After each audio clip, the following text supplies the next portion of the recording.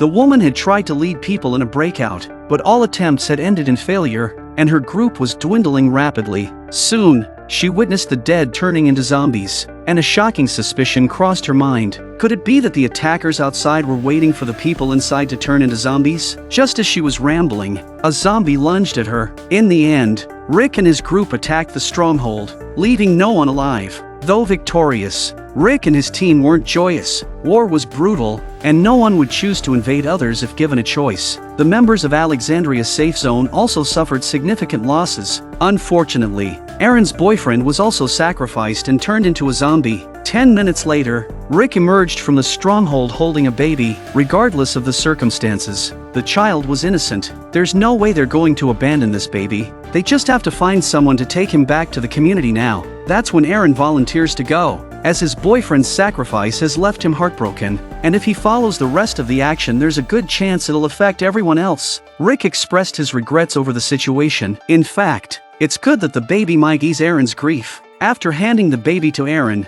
Rick didn't have time for sentimentality. They couldn't find the heavy machine gun they were seeking in the stronghold, so they had to leave and rethink their plans. Just then, the three of them became alert as gunfire came from behind a tree. Rick analyzed the situation and concluded that there was only one person, so he called out, asking the person to come out and negotiate for a trade. They offered to exchange information about the heavy machine gun's location for a vehicle. The man believed Rick and came out with a handgun, and Rick also put down his gun. The man told them that the heavy machine gun had been in the stronghold but was moved to another location managed by Gavin yesterday. Feeling assured that Rick wasn't going to harm him, the man was about to leave when Daryl shot him. Rick looked at Daryl in disbelief but didn't say anything. Daryl's hatred for the Saviors ran deep. It's the kingdom that's traveling to Gavin's stronghold, and they're making slow progress because of the distance. Ezekiel encouraged them on the way, assuring them that they would make it back alive. However, they received a message on the radio that the Saviors had discovered their presence and were sending people to attack them.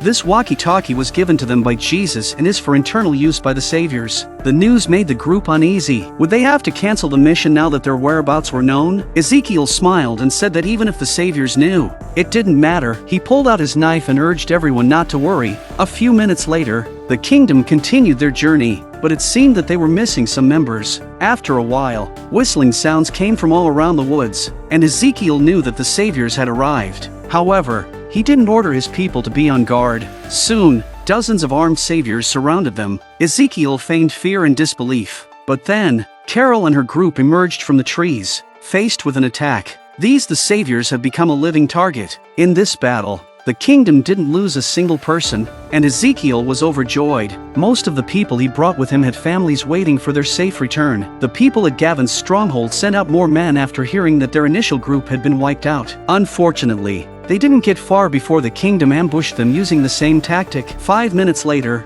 the kingdom started to clean up the battlefield. All of the Saviors were wiped out, and Ezekiel was pleasantly surprised. He didn't want to disappoint his people's expectations. Not one. Carol nodded and suggested that they should sweep the stronghold first for safety before celebrating. After saying that, she went to scout ahead. Ezekiel is going to take his men to dispose of the bodies before they turn into zombies. When Ezekiel turned around, he froze. Scatter! No!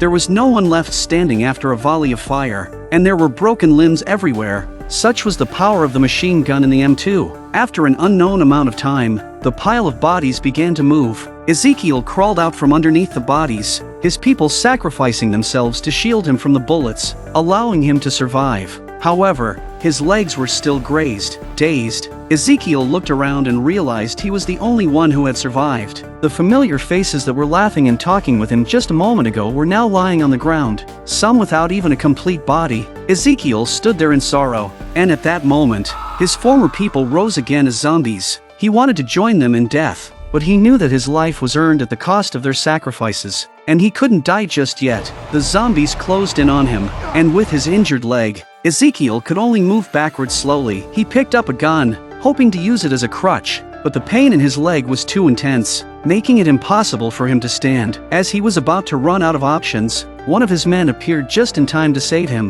With my cane! I have to! I got to! This man was far away before, which is probably why he survived. Meanwhile, inside the base, the saviors were dismantling a heavy machine gun, unaware that there was someone still alive below. These weapons were what Rick had been searching for. Carol had slipped inside the base earlier. Escaping danger, Carol discovered the people inside, and from their conversation, she learned that they were preparing to transport the heavy weapons to their main base to rescue Negan. After a while, these people were about to move. When they passed the room, gunshots rang out.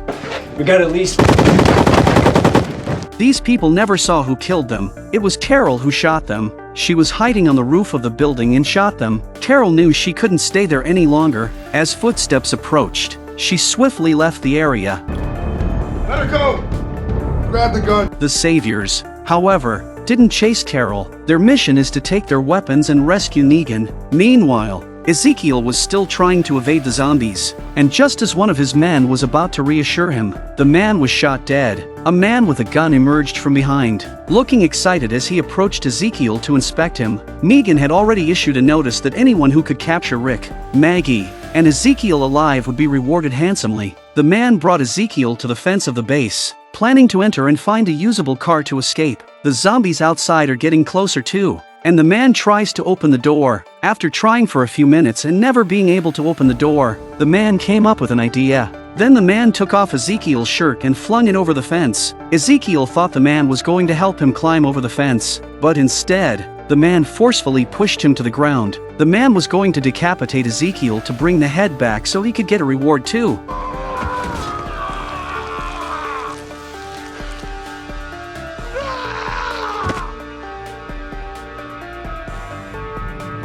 The man was cut in half. Jerry, the fat bouncer, is still alive. Inside the base, the saviors loaded the heavy machine gun onto a car, getting ready to leave as quickly as possible. Carol couldn't let them get away, so she rushed out, but she was met with two guards who spotted her. Carol had no choice but to hide behind the car, and was greeted by a barrage of fire from the saviors. The firepower was so intense that Carol couldn't even look out. She noticed a button nearby that controlled the gate, and an idea formed in her mind. The men outside saw no movement inside and were ready to close in and check it out. At that moment a pistol was thrown and Carol's voice came out. She said not to kill her. She could tell them where the others were. They were hiding in ambush outside. Nice and slow! Carol puts her hands up and spins around. Seeing that Carol had no weapons on her, the man had another man come up to check it out. Where are they?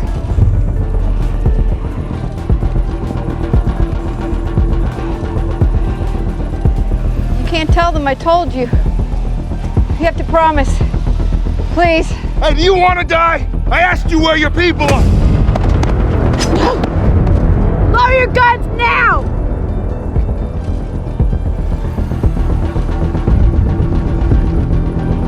Yago, please, man. Joey just pooched it. Light him up!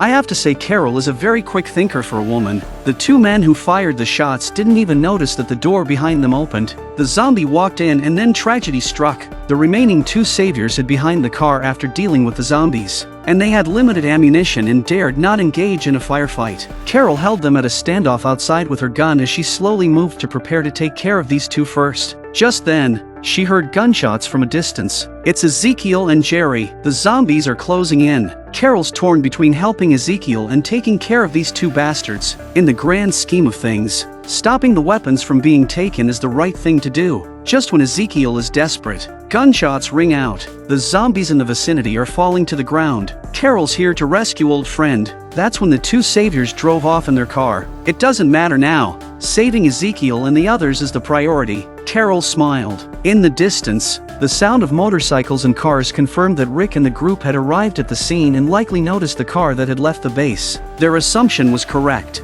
Rick and Daryl knew that heavy weapons was in this stronghold and hurried here just in time to see the car leaving, so they also chased after it at the first opportunity. Daryl pulls out his pistol and fires 2 shots, but he's met by a big guy. Daryl was able to dodge it without being hurt. Rick's car was right behind, swerving left and right, skillfully dodging the bullets fired at them. The man who drove the car glanced at the mirror mouth corner of the pro-contemptuous smile. Not waiting for him to be complacent for 3 seconds to look up the road, there are a few zombies. It is also to take advantage of this opportunity Rick accelerated to follow up. The two brothers work well together. Now things are easy. Rick drove straight up and drove side by side with the man.